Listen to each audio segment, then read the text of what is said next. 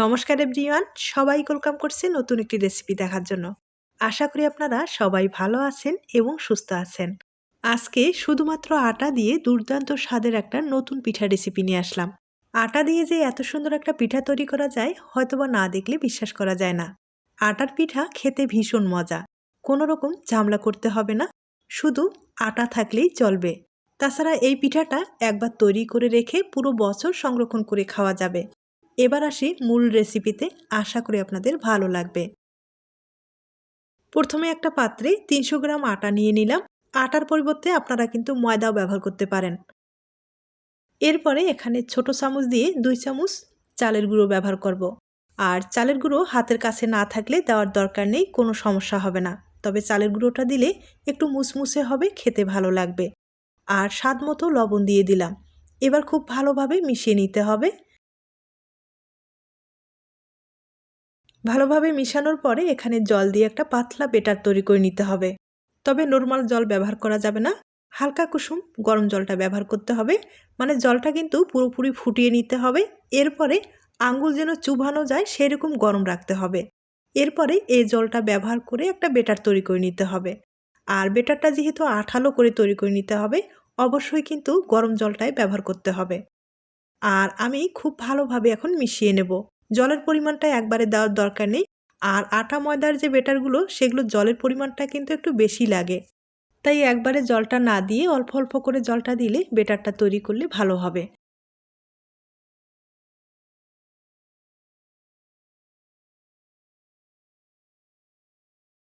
আটাগুলো কিন্তু একবারে একটা ডোর মতো তৈরি হয়ে গেছে, দেখতে পারছেন। তবে আঠালো হয়েছে। এখন এখানে আবারও জল ব্যবহার করব, তবে ফুটন্ত গরম জলটা বাদ দিয়ে একবারে নর্মাল জল দিয়ে এবার বেটারটা তৈরি করে নিতে হবে। তবে চামচের সাহায্যে বেটারটা তৈরি করলে হবে না, এবার হাত দিয়ে কিন্তু খুব ভালোভাবে বেটারটাকে ফেটিয়ে নিতে হবে। যত ভালোভাবে বেটারটা ফেটিয়ে নিতে পারেন ততটাই কিন্তু আঠালো হবে, ডিজাইনটা তৈরি করতে সুবিধা হবে। আবারও সামান্য পরিমাণে একটু জল ব্যবহার করলাম আর খুব ভালোভাবে বেটারটাকে ফেটিয়ে নেব। আটা ময়দার যে বেটারগুলো না সেগুলো দানাটা রয়ে যায়, মানে দানাটা সহজে ভেঙে যেতে চায় না। তবে সময় নিয়ে যদি ভালোভাবে একটু ফেটানো যায় সেক্ষেত্রে দানাটা কিন্তু থাকবে না। আর যাদের হাতে সময় নেই তারা কিন্তু একটা কাজ করতে পারেন, একটা চালনির সাহায্যে খুব ভালোভাবে চেলে নিতে পারেন। তাহলে সময়টাও বেঁচে গেল এবং কাজটাও কিন্তু ইজিভাবে হয়ে গেল। এবার বেটারটা খুব ভালোভাবে চেলে নিতে হবে। পিঠা তো আপনারা সবসময় চালের গুঁড়ো দিয়ে খেয়েছেন, তবে আটা ময়দার এই পিঠাটা একবার হলো খেয়ে দেখতে পারেন। খেতে ভীষণ সুস্বাদু হয়। তাছাড়া কোনো রকম ঝামেলা করতে হবে না, বেটারটা কিন্তু ঠিকঠাকভাবে যদি তৈরি করা যায় আপনারা যে কেউ খুব কম সময়ে এই পিঠাটা তৈরি করে নিতে পারেন। তবে আটা ময়দার যে বেটারগুলো ভালোভাবে তৈরি না হলে পিঠাটা কিন্তু তৈরি করতে সমস্যা হয়ে যাবে। আর দেখতে পাচ্ছেন বেটারটা কিন্তু চালের গুঁড়োর চেয়ে কতটা সুন্দর হয়েছে। আর এই বেটার দিয়ে আপনারা এখন যে কেউ খুব কম সময়ে ঝামেলা ছাড়াই পিঠাটা তৈরি করে নিতে পারেন। আর আমার মনে হয় একটু ঘন হয়ে গিয়েছে, সামান্য পরিমাণে একটু জল ব্যবহার করলাম। আর একটা হ্যান্ড উইচ দিয়ে আবারও কিছু সময় একটু ফেটিয়ে নেব।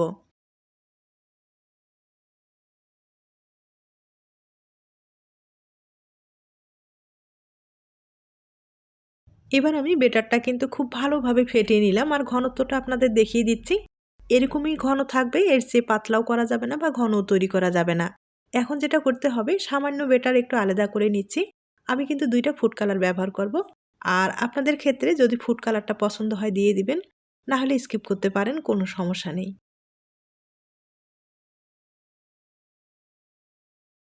এবার খুব ভালোভাবে মিশিয়ে নিতে হবে।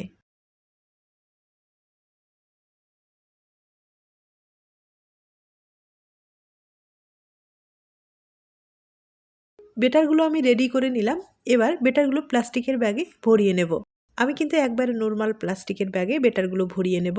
আপনারা কিন্তু যে কোনো প্লাস্টিকের ব্যাগ ব্যবহার করতে পারেন। তবে এই পিঠার ডিজাইনটা তৈরি করতে গেলে প্লাস্টিকের ব্যাগ হলে সবচেয়ে বেশি ভালো হবে। যে ফুড কালারের বেটারগুলো আমি রেডি করলাম সেগুলো কিন্তু প্লাস্টিকের ব্যাগে এভাবে ভরিয়ে নেব। এখন আপনাদের চুলায় নিয়ে যাচ্ছি। প্রথমে যে ফুড কালারটা ব্যবহার করলাম সেটাই কিন্তু পিঠাটা তৈরি করে দেখিয়ে দিচ্ছি।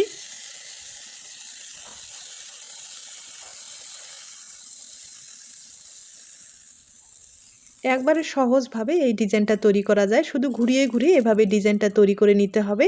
আর এগুলো হতে বেশি সময় লাগে না, দিতে যতটুকু সময় লাগে এইটুকু সময় যথেষ্ট। আমি একটা প্লাস্টিকের ঢাকনা ব্যবহার করব, আর প্লাস্টিকের ঢাকনাটা পুরোপুরি ভর্তি করে নিতে হবে। এরপরে ডিজাইনটা তৈরি করে নিতে হবে। একবারে সহজ কিন্তু, তবে আপনারা চাইলে গ্লাসের সাহায্যেও তৈরি করে নিতে পারেন। আমি কিন্তু গ্লাসেও আপনাদের তৈরি করে দেখিয়ে দেব।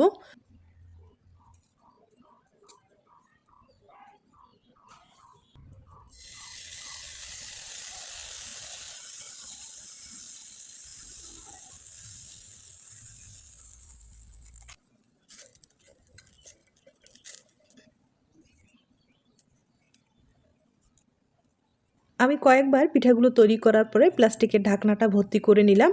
এখন হাত দিয়ে হালকাভাবে একটু চাপ দিয়ে বসাতে হবে। এরপরে আলতোভাবে প্লাস্টিকের ঢাকনাটা তুলে নিতে হবে। একবারে সহজ কিন্তু, আর দেখতেই পারছেন কত সুন্দর একটা ডিজাইন হয়ে গেল।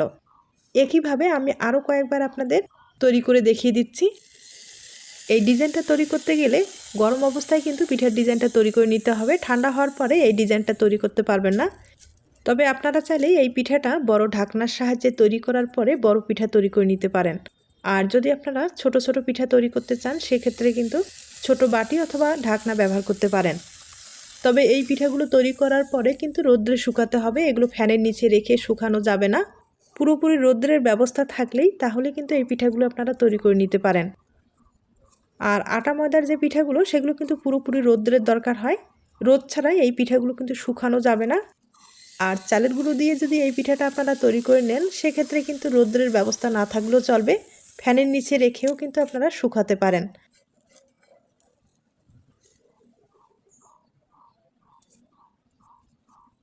আমি হাতের সাহায্যে আলতোভাবে চাপ দিয়ে কিন্তু পিঠাটাকে ভালোভাবে সেট করে নিলাম।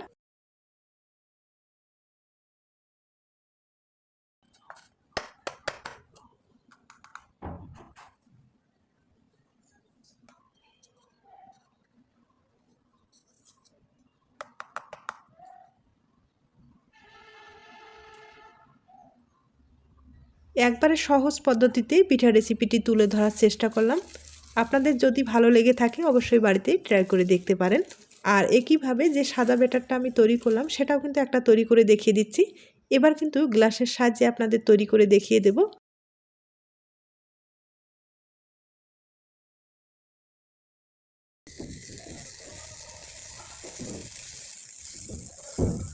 হাতের কাছে ছোট বাটি অথবা প্লাস্টিকের ঢাকনাগুলো না থাকলে সেক্ষেত্রে কিন্তু আপনারা একটা স্টিলের গ্লাস ব্যবহার করতে পারেন। আর স্টিলের গ্লাস ব্যবহার করলে অবশ্যই তেল লাগাতে হবে। আর তেল না লাগালে এই ডিজাইনটা তৈরি করতে গেলে একটু সমস্যায় পড়ে যেতে পারেন। তাই সামান্য পরিমাণে একটু তেল লাগাতে হবে। আর এভাবে কয়েকবার তৈরি করার পরে গ্লাসে দিয়ে খুব সহজেই ডিজাইনটা তৈরি করা যাবে।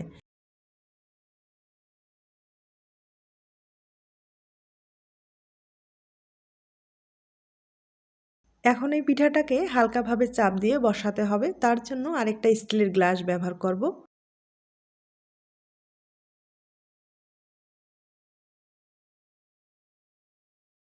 তবে এখানে বেশি তাড়াহুড়ো করা যাবে না, একবারে আলতোভাবে চাপ দিয়ে এই শেপটা নিয়ে আসতে হবে।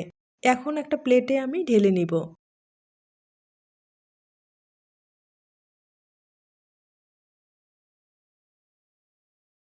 দেখতেই পাচ্ছেন কতটা সহজভাবে পিঠার শেপটা কিন্তু হয়ে গেল, দেখতেও অপূর্ব হয়। আপনাদের পছন্দ হলে এভাবে কিন্তু পিঠা বানিয়ে নিতে পারেন। আর একইভাবে আমি কিন্তু অনেকগুলো পিঠা তৈরি করে নিলাম, একবার দেখিয়ে দিচ্ছি। আর এই পিঠাগুলো কিন্তু রোদ্রে শুকাতে হবে। আমি কিন্তু অনেকগুলো পিঠা তৈরি করে নিলাম। আর আবারও বলছি, এই পিঠাগুলো তৈরি করতে সময় লাগে না।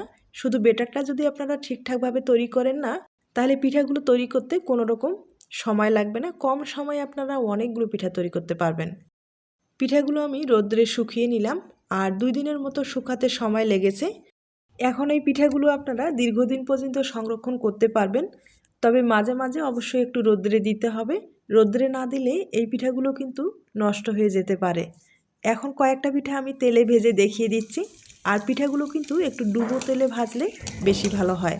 তাহলে পিঠাটা কিন্তু পুরোপুরি ফুলবে, দেখতে ভালো লাগবে। আর আমি সামান্য পরিমাণে একটু তেল ছড়িয়ে দিচ্ছি। এভাবে পিঠাগুলো আমি ভেজে নিব। দেখতেই পারছেন ভাজানোর পরে পিঠাটা কতটা সুন্দর হয়েছে। একইভাবে কয়েকটা পিঠা আমি আপনাদের তেলে ভেজে দেখিয়ে দিচ্ছি। এই পিঠাগুলো ভেজে নেওয়ার পরে আপনারা কিন্তু চাইলে চিনির শিরা অথবা গুড়ের শিরা তৈরি করে খেতে পারেন, অথবা শুধু চিনিও কিন্তু ছড়িয়ে দিয়ে খেতে পারেন, তাতে খেতে ভালোই লাগবে।